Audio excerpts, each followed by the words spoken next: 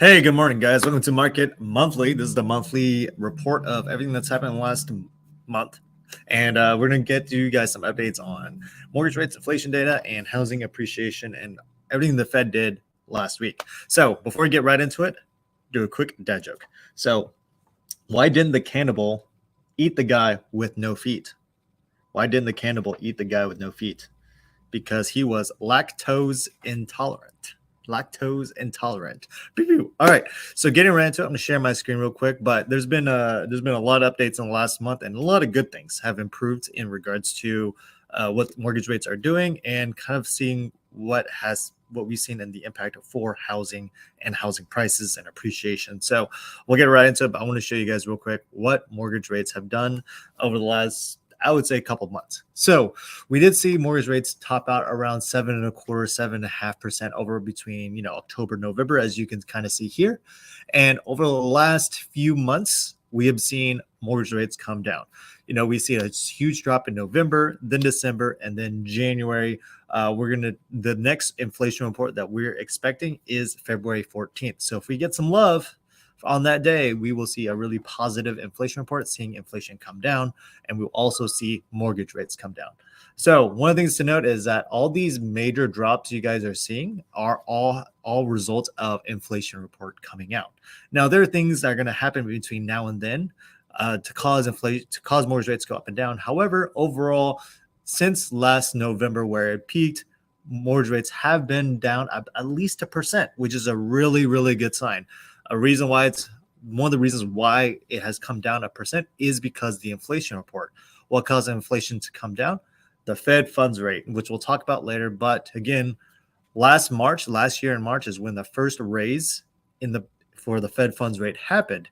Again, that thing takes about 6 to 9 months to actually start impacting the economy. And we all told you guys November is when the date we're going to see inflation start to curve. And that's when mortgage rates are expected to curve as well. So you can see almost an immediate change that each day of these market changes is when that inflation report came out. So February 14th is the next one, but every inflation report we received since the November report has seen improvements in inflation. So it's a really good sign to show that mortgage rates are headed in that direction, where we will see 5% again probably by this summer. If it's dropped 1% in the last 3 to 4 months, we can only see that in the next 3 to 4 months, if we continue on this path, we may see 5% again on that trend. So I'm really excited to see that. We've seen huge improvements. It feels like people are coming back to start shopping. And I would say, for me personally, my strategy is to lock as long as possible. For a lot of my clients, I don't lock as soon as they get under contract. Based on everything that's happening, I wait until as long as I can.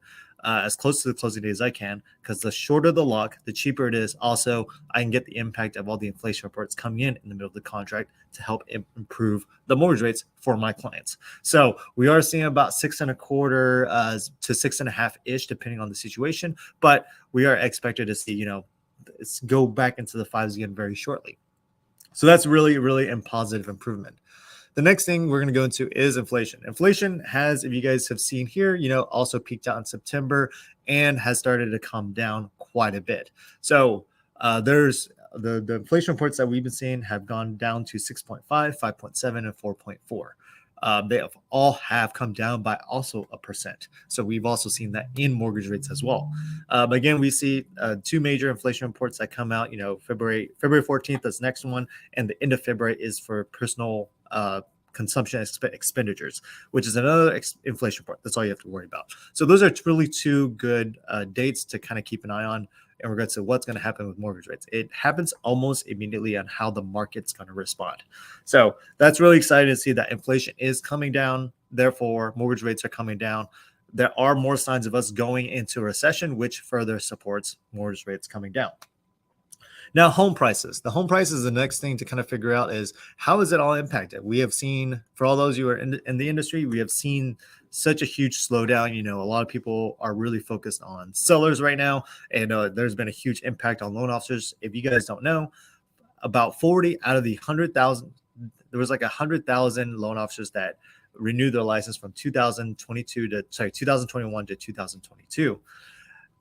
2022 to 2020, 40,000 loan officers have left the business.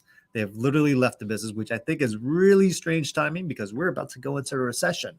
And if they stay through the recession, where mortgage rates are typically at their best, their business will grow. So it's kind of sad to see them tap out at such a pivotal time when mortgage rates are expected to get better. Now, this is a quarterly average of what's happened in just the last quarter. Usually the last quarter of the year is always slower because of the holidays, right? So most people aren't really looking to buy or shopping that intensely. So we did see kind of a negative percentage in some states, but overall average, it's kind of flat.